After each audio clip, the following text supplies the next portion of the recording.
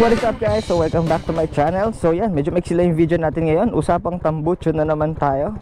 So right now ay nakakabit yung ating silencer. So paparinig ko lang sa iyo pinagkaiba ng naka-silencer tsaka walang silencer. So last time kasi kahapon ay nagpa-register tayo. And syempre, nilagay natin yung silencer natin para sure ball na papasa sa LTO. So right now ay nakakabit yung ating silencer at yung ating DB killer. So mamaya tatanggalin ko. Papakita ko rin sa inyo kung paano tanggalin, kung gaano kasimple tanggalin at ikabit yung ating silencer. So right now ay i-sound check natin siya. Yan. Sakto mainit-init na siya. So yan, tahimik lang siya.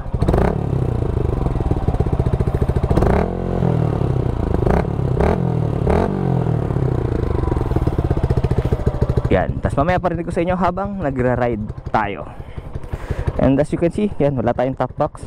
So wala lang habang hindi ko pa siya kailangan. Next vlog naman yan kapag kailangan ko na siyang ikabit.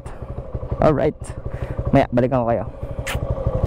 As you can hear, yan, as you can hear, ay napakapayapa niya.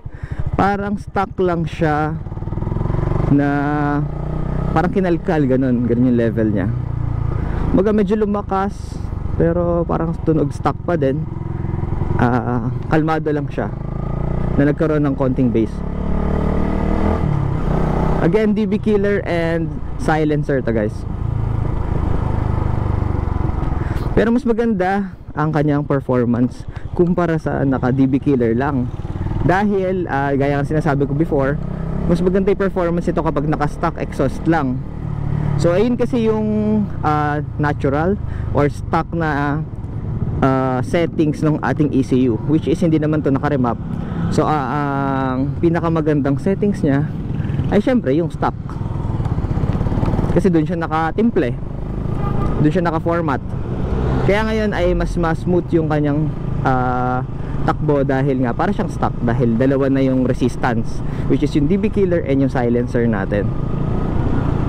Pero yun nga lang, wala kayo masyadong tunog sa daan, which is yun yung purpose kung ba't ako naglagay ng exhaust. Kaya mamaya ay ibabalik ko na rin ulit sa DB killer lang.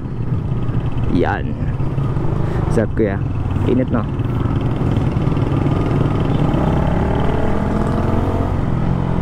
Paliban tahimik lang, binira ko na yan.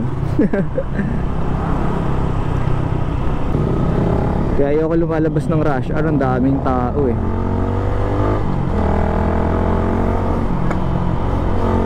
Tsaka pala nami-minimize yung kanyang backfire guys kapag tayo ay naka silencer din with DB killer. Ayun o. Ayan, nasa 5,000 RPM na ako pero ang tahimik pa rin niya.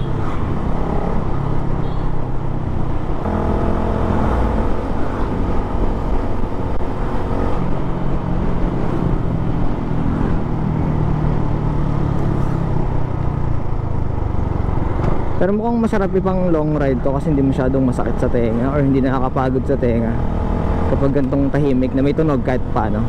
Naririnig mo yung bira mo sa throttle. Unlike kapag stuck talagang hindi mo maririnig. Tahimik na tahimik lang. Nga pala guys, if taga dito kayo sa may somewhere Giginto, Plaridel yan, ito Gilberts. If familiar kayo sa Memorial Park, yan dito sa may Santa Rita na ata tayo Giginto. Yan, nandito yung church namin. So invite ko na rin kayo, total dito naman ako papunta ngayon para makita nyo kung nasaan. And kapag available kayo ng Sunday at 8:30 AM, yan, baka pwede naman kayong bumisita and sama kayo sa amin. Yan, Manila Memorial Park. Muntik nang malolos Memorial Park sabihin ko. Yan, pagpasok nyo ito, makikita nyo itong malaking puno, ay kakanan lang naman kayo dyan. And then yun na yun, makikita nyo na siya. Yan siya.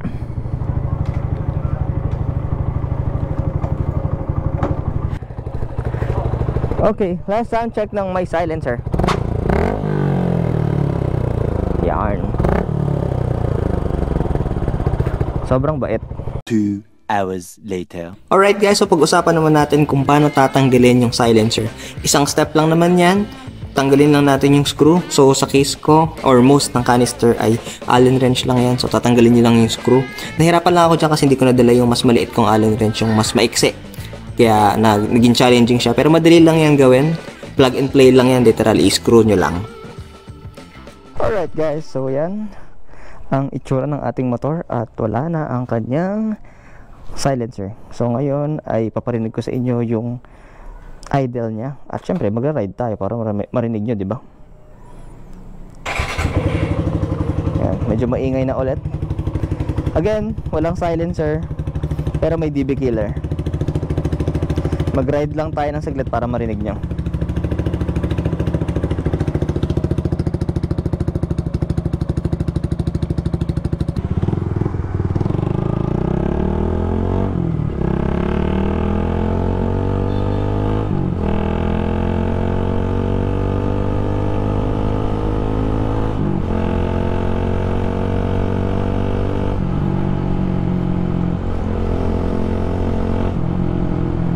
Rinig na tayo sa kalsada.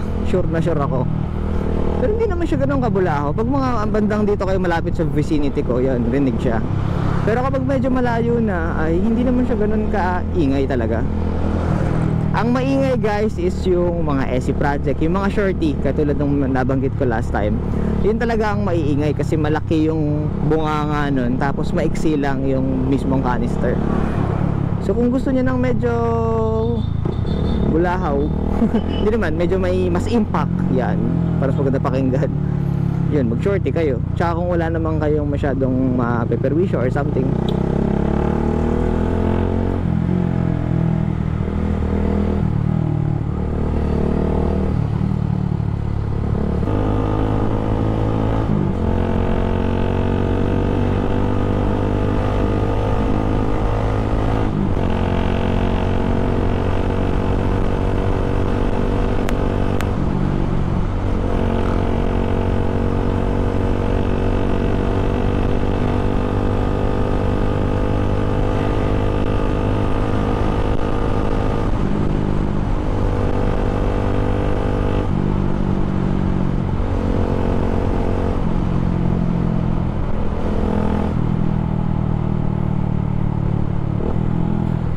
mamaya bombahin natin ulit.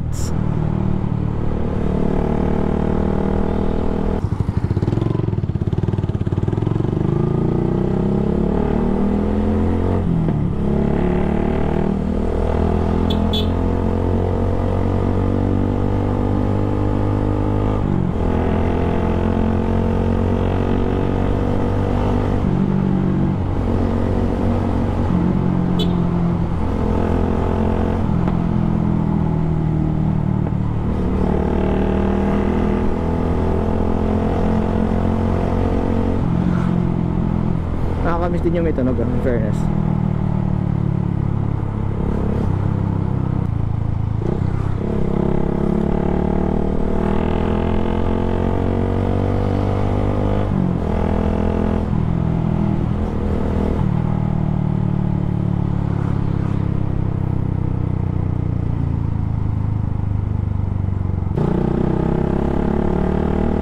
Sound check lang natin guys. Mamaya doon na tayo mag-ending. So kung umabot kayo dito, maraming salamat. At ang susunod nating vlog ay hopefully yung kasiguran vlog na. Sana matapos ko nang ma-edit.